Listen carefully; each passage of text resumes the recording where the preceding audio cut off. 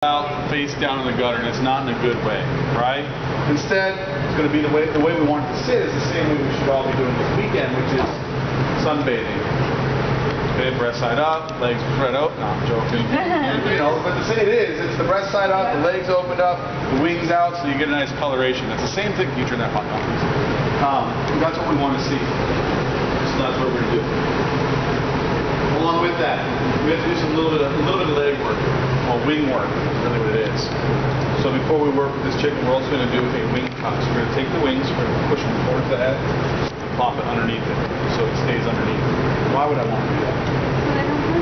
Don't burn, exactly. So this is for roasting, right? Where did you tuck it in? Just the front part? Like if you're, I can't reach that. So now. I got it. Margarita. So next, we're going to take it and we're going to go underneath the rear end of the bird. We're going to put the string on the middle of the legs, just like this. And we come up, we make a little X, we drop that X down in between the legs, and then we pull taut, like so. And we take this and follow it straight forward, do what we call a surgeon's knot, which is 2 loops, pull tight.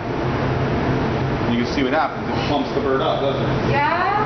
And then we take it back over here, and then we go once underneath and tie it off. And then we can tie this off and roast it off. Yes, ma'am. If you're going to stuff it, you'd want to do it before that, of course. Absolutely, right? yes.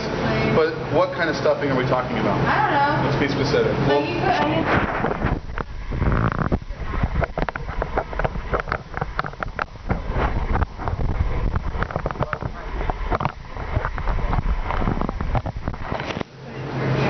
Turkeys, you don't usually, nowadays people don't even do it in the turkey.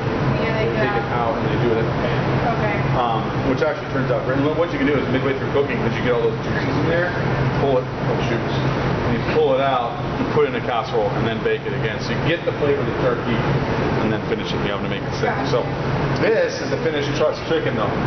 You can shake it, you can move it around, it won't come off. What you want to have it do is you want it to be below what we call the collarbone, right underneath here, right above or below the neck, depending on how you sit it. So the string can't come back over. If the string were to come back over, it would actually go like, if it was loose like that, it would just roll up and pop off and make it obsolete and not necessary. So we don't want that on our chickens, okay? We want these to go one more time on that. Be way lower. No, that's higher. That's it right there. Perfect. Oop, now it's off.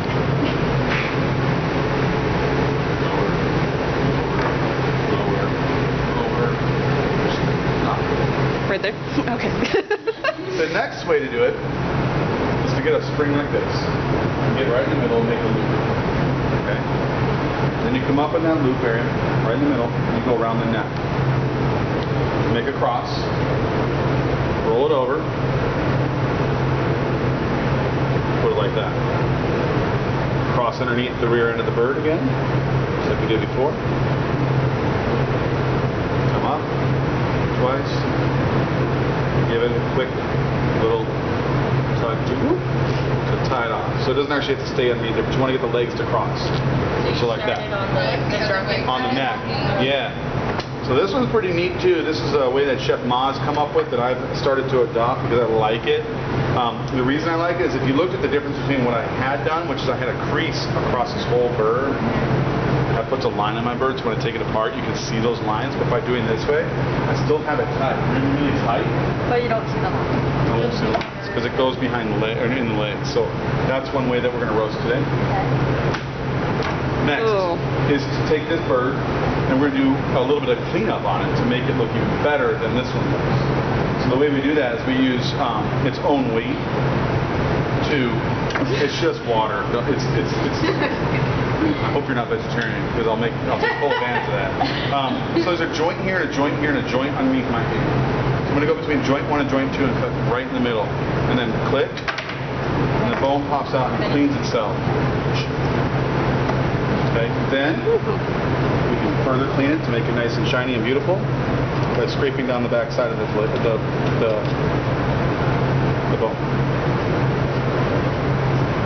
And so you just leave the bone on like that? Yep. Again. Pull. Remove. Save these for later because they're actually useful and delicious when you work. So we have that part done, right? Mm-hmm. Next, these wing tips got to get cleaned up a little bit. So we're going to cut right in the middle of it. With the heel of your knife. Cut off that part. Come over here again. Cut that out. I'm looking for the bone to be exposed from the cartilage so you can see the bone structure underneath that cartilage area. From there, take your thumb and push down on that cartilage piece in the front, and it'll slide down and clean off the bone tip. That's cool.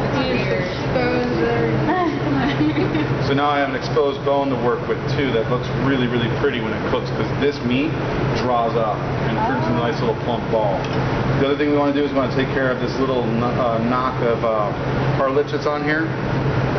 If we were doing a moist heat method, cooking method, like a braise or a stew, I'd leave it on because it would eventually just disappear. But that in a roasting situation doesn't disappear. Very easily, so it'll still be there. So just carefully get in there with your knife blade and just kind of trim it away and get it gone. And then you can go back and pull out the chicken fat. He's talking about those little glands here, right here. Right back there. You just pop those out, and that's this right here. Give me. Delicious, right? You're into that kind of thing? Probably not. So next thing is just to do it the same way we did it before. Grab your string. Get on the neck, get your midway point, take it, tie it up like so, roll it, make a cross, up, lock string,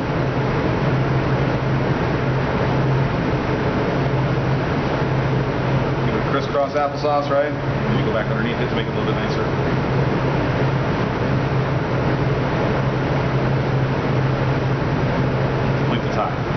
So that's now ready to go in the oven. Sound good?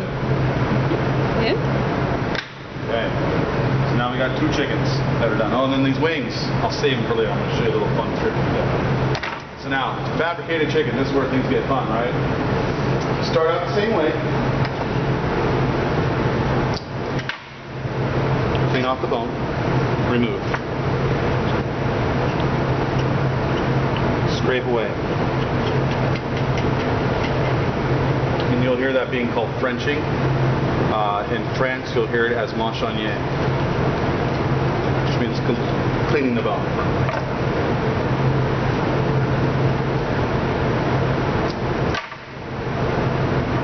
Down. Remove.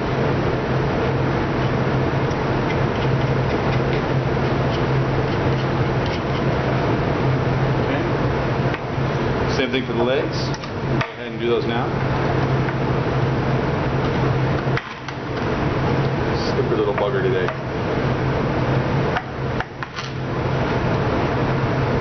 I save those for the pan. So we can actually use those for making pan sauce when we make our sauce today. Those will be really good for that.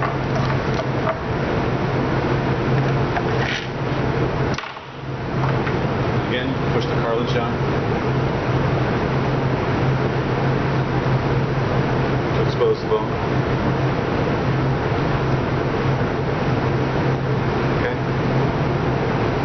So now to take it and make it into portions, which is what you guys should do for like grocery store shopping.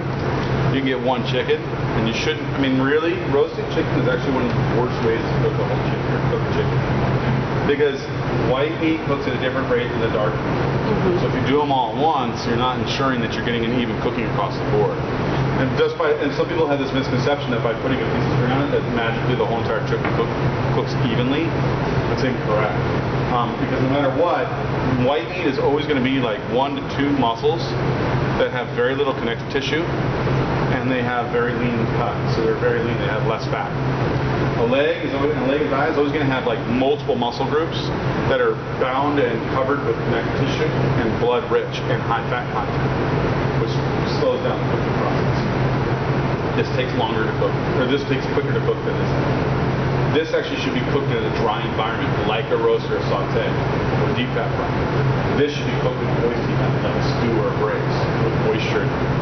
Otherwise, it doesn't cook well enough. So it's one of those little tricks, but we can make it happen the way we cook our chicken. So anyways, so portioning is a really nice way to go. Chickens are really cool about telling you where to cut though. So look right here. See that fat line? lay your knife flat against the